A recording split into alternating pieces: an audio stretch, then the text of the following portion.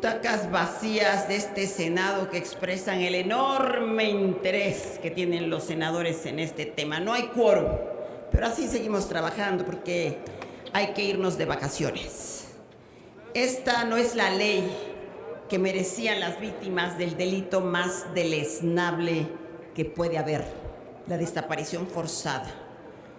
Perdónenme, pero esta no es la ley que necesitaba México por el ayer vivido, el presente doloroso, ardiente en nuestros días, por el futuro de amenazas, más aún si insisten en militarizar el país, y menos cuando lleguen las transnacionales a arrebatarle sus tierras a los campesinos. El gobierno no está para regateos cuando está sentado en el banquillo de los acusados. Más parece un documento para cumplir con las presiones internacionales y lavarse la cara. ¿Que sí tiene algunos avances? Sí, ya hay base de datos, en fin, algunos. Reconocemos esfuerzo de los familiares de las víctimas, de legisladores, de organizaciones, pero se eluden aspectos medulares. La ley, en primer lugar, no está acorde con los estándares internacionales ni pretende combatir la impunidad. Suprimió nada más y nada menos que el artículo 6 de la Convención Internacional de Desaparición Forzada, que obliga al Estado mexicano a establecer la responsabilidad en estos delitos de todos aquellos agentes del Estado que formen parte de la cadena de mando. El dictamen no es contundente con la responsabilidad de los cargos militares y policíacos. A estos se les debe sancionar también como responsables y se debe castigar la omisión de los altos mandos. No solamente es quien jale el gatillo, también a los autores intelectuales, y eso no se toca. La búsqueda podrá hacerse en las cárceles del sistema penitenciario, que cada vez que va a una visita limpian de cucarachas.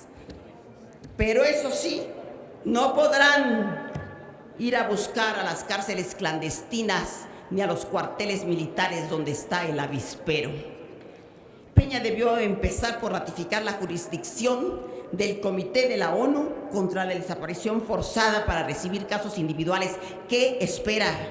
Este Senado debería exhortarlo a no desafiar a las autoridades internacionales. ¿A qué le teme Peña? Se hace pasar por el paladín de la impunidad, pero le tiene horror a la verdad. Proponen un sistema nacional de búsqueda, que aquí nos han presumido. Miren, es complejo, burocrático, tiene 54 funciones con un supercomisionado servil al secretario de Gobernación y por lo tanto al presidente de la República. Se tendrá que usar toda la fuerza del Estado para buscar a una persona no localizada, cuando incluyeron el concepto de persona no localizada como una figura aledaña a la de desaparecido. Y una persona localizada, pues bien podría ser un señor que se fue de parrata. La desaparición forzada es un delito complejo que viola múltiples derechos a la vida, a la libertad, a un trato humano y digno. El derecho a que sus familiares sepan dónde se encuentra, están en la absoluta indefensión jurídica. Es un delito que no termina con la desaparición del ciudadano, se extiende a los familiares en lo que se reconoce como abuso continuo y a veces eterno, con consecuencias indescriptibles para sus seres queridos. Las desapariciones forzadas en México son crímenes de impunidad y olvido, con niveles similares, dice la ONU, a países que han experimentado guerras civiles como Irak y Afganistán. Por ello se requería una ley a fondo. Les quedamos a deber. Si de las 9,000 denuncias por tortura han sido castigados solo 5 funcionarios de mediano nivel, de las casi 27,000 denuncias de desaparición forzada en la historia de nuestro país desde la década de los 60 de la Guerra Sucia en Guerrero, ¿saben cuántos funcionarios han sido castigados? Ninguno, absolutamente ninguno. México ha creado un nicho de impunidad para generales, para altos mandos policíacos, para funcionarios, para gobernadores y amigos corruptos de Peña, para el propio Peña. El caso de Ayotzinapa es el más emblemático de todos y no ha sido resuelto no por incapacidad, para qué tanto sistema de seguridad y tanta la militarización ahí en Guerrero. No, es por complicidad, porque Peña sabe que militares y agentes del Estado tienen las manos manchadas de sangre. Ayotzinapa sigue siendo un dardo en el corazón del pueblo mexicano. Peña le apostó a la desmemoria. Lo que el gobierno no calculó fueron las medidas del amor de los padres de los 43 y el coraje de seguir luchando hasta encontrarlos a pesar de las represiones que ahora sufren. Su estoicismo y la solidaridad de la ciudadanía no permitirá que los alcance el olvido. Los ojos desquiciados de Duarte durante su detención son la elocuencia del desquiciamiento y el terror que vive el país. Inolvidable estampa. La desaparición forzada es un crimen de lesa humanidad que no debe ser teñido con otros colores, como decía Sade, que no sean los del infierno. Nuestro voto será en contra. Libertad para Mireles. Gracias. Muchas gracias, senadora Laida Sansores San Román.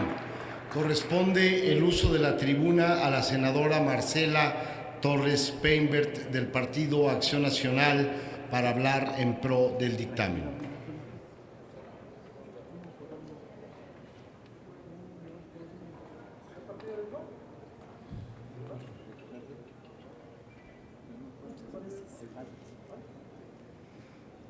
Con su permiso, presidente. El 26 de septiembre de 2014 es una fecha que vivirá en la infamia. Aquella noche, 43 estudiantes de la Escuela Normal Rural Isidro Burgos en Ayotzinapa fueron desaparecidos por elementos de la Policía Municipal de Iguala, sembrando un dolor inconsolable en sus familias y recordándonos a las y los mexicanos la imperdonable ausencia de legislación que impida este tipo de sucesos vuelvan a suceder en nuestro país. El 6 de enero del 2015 venció el plazo que tenía el Congreso de la Unión para emitir la Ley General de Desaparición Forzada. Sin embargo, este es un pendiente que data de mucho tiempo atrás. Durante el periodo conocido como Guerra Sucia, en aquellos 70 años en los cuales el PRI gobierno no era muy distinto de las dictaduras latinoamericanas que también desaparecían a sus opositores políticos más radicales, cientos, quizá miles de mexicanas y mexicanos perdieron a sus seres queridos sin tener ningún mecanismo institucional disponible para encontrarlos. La desaparición forzada no es, para desgracia de nuestro país, un fenómeno nuevo. Ha sido un siniestro compañero de viaje de nuestra patria durante toda su vida independiente. Soy parte de la generación que creció escuchando cómo luchadores sociales, tales como Lucio Cabañas o Rosendo Radilla, entre otros, de pronto desaparecían sin más a manos de soldados y nunca se volvía a saber su paradero. La desaparición forzada es un crimen que daña no solo a las víctimas y a sus familiares, sino también a nuestra sociedad, en sus valores más profundos. La desaparición forzada es la muestra tangible de la permanente tentación de un gobierno de abusar del poder, del uso indebido de las instituciones del Estado para satisfacer intereses individuales o de grupo. Quienes cometen desaparición forzada olvidan que el monopolio legítimo de la violencia recae en el Estado para proteger a sus ciudadanas y ciudadanos, no para proteger los intereses de quienes encabezan el gobierno en turno. Desaparecer ciudadanas y ciudadanos es un acto horroroso que debería ser impensable en cualquier régimen, pero en particular en un Estado democrático, constitucional, de derecho, como pretendemos ser.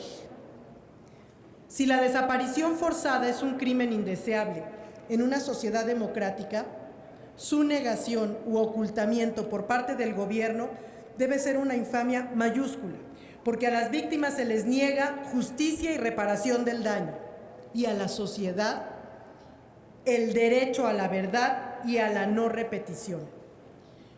Las cifras de desaparición forzada en México son alarmantes y según el Instituto Belisario Domínguez se comparan con países como Pakistán o Sri Lanka.